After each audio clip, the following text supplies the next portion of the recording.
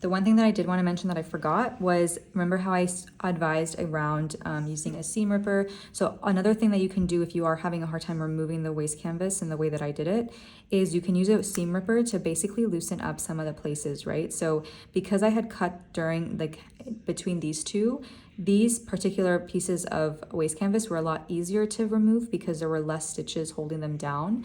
So you can do the same thing for bigger pieces, right? That will help make the process of removing the waist canvas easier. Because for example, there are some beautiful motifs and some beautiful designs that are just like rows and rows and rows and rows and rows of stitching, right? And those are gonna be really, really hard to remove because you have so much stitching and it's super dense. So I like to use this anytime there is a space where there aren't any stitching to help just keep it shorter or amounts of waist canvas that you're removing at a time. That is like one item. And then the other item is it just might take some time to get it through.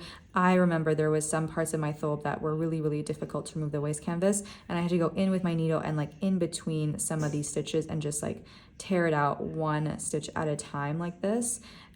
Hopefully you won't have that issue. And I think as long as you're following kind of this strategy, that's likely not going to happen. And again, that is for larger, much larger pieces that have very, very dense amounts of embroidery. But if you're doing something really cute like this, like on a t-shirt or a tote bag, then you shouldn't have too many problems with the waist canvas. But if you guys have any other questions or issues or things that you want me to show in closer detail, please let me know, and I'm happy to adjust some of these videos or add additional content that can make this a lot easier for you to then create so many beautiful things with Tatreez on other items.